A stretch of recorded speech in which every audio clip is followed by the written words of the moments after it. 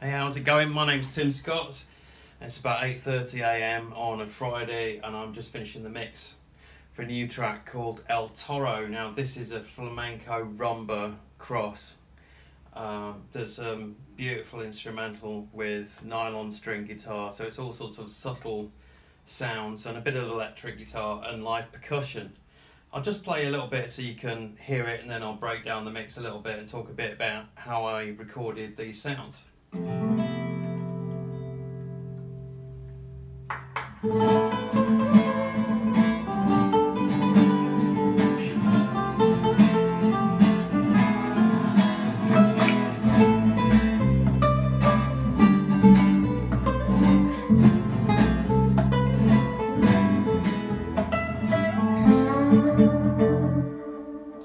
Okay, so if we start off with the nylon string lead guitar, so if I just solo that out, the way I recorded that, I recorded it with two microphones placed kind of one towards the neck of the guitar and one towards the body of the guitar. I actually ended up using a ribbon mic on the neck because it sounds softer to cut down some of the kind of pinginess, particularly on the strummy acoustic parts that were put into it. So if we just have a listen to, actually let's have a listen to the lead to start with. So I'll just play the chorus melody. This is just by itself. I use a pair of microphones so you get a bit of depth into it basically. Then in the mix I add in things like ping pong delays. So I don't really use plugins because I'm not using a computer. Up here I've got some old school lexicons. I'm using a ping pong delay and a reverb, and also I'm using an SPX 90 reverb that's within this unit. So you can see when I add the ping pong delay how cool that sounds. I'll just stop that and I'll just show you what it's like with the reverbs. So I've got two reverbs going on. I've got a nice room reverb and I mix that with a very ambient reverb.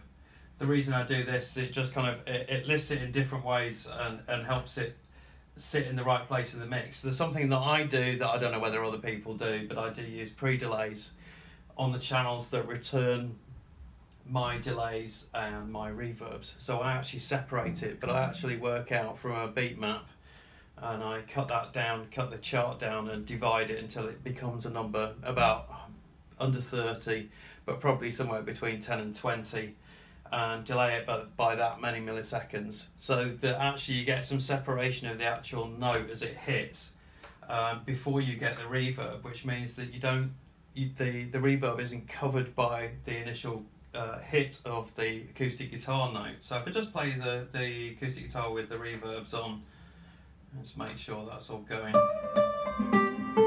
So you can see you've got that really, really spacey reverb. Just sounds so pretty. So if I show you the electric lead guitar as well, that's got those sounds on. Actually, no. Before we do that, I'll go back to the acoustic and I'll show you with the reverbs and the delay together, so you get the full picture of how that. So you've got that kind of beautiful Balearic, floaty kind of. I mean, basically it's flamenco rumba, which has sort of Latin influences. And this is also to do with the note choices that are used to write the melody for this. So you use quite traditional chords to play here. So actually if I go back and I actually show you the chords, let's turn the reverbs off a minute. So I've actually, so what I've done is I've doubled the acoustic guitar. I've recorded one which is on the left hand side and one which is on the right hand side, which gives a nice big kind of wash. When there's not much in this mix, there's only live percussion, the acoustic guitar. There is a bass. So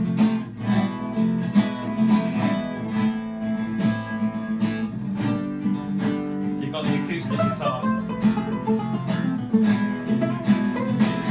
the melody, and then back in the mix. So you can see how the reverbs really give an amazing detail to it and an amazing space to it. Let's get back to here. I'll show you the bass actually. The bass is like really cool. I rewrote the bass line probably 3 times. I actually spent 2 or 3 days recording it and then going, no, that's rubbish, doesn't work, and scrapped the whole idea and redid it a different way. I don't know whether you'll be able to hear that because it's a camera phone, so it's always difficult bass. There's some quite classical influences and also sort of walking bass line type things. I've got a Sans amp preamp back here, and I used that on the bass to give it a bit of kind of growl, so that it wasn't strictly classical, it was a bit more modern flamenco rumba. If I put this in with the rhythm, this is where it goes quite classical. And then the space to let the delay go through.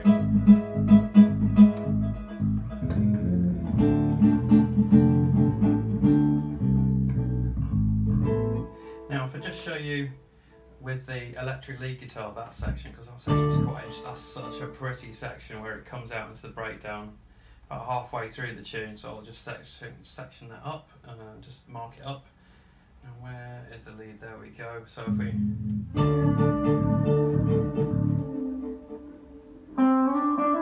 I've got this beautiful electric guitar which I did in the hallway out there. I set up an amplifier, I didn't put close mics on it, I put a stereo pair out in the room using the reverb on the amplifier as well to get this very beautiful tone. Right, I'll take solo off, you can hear it in the mix.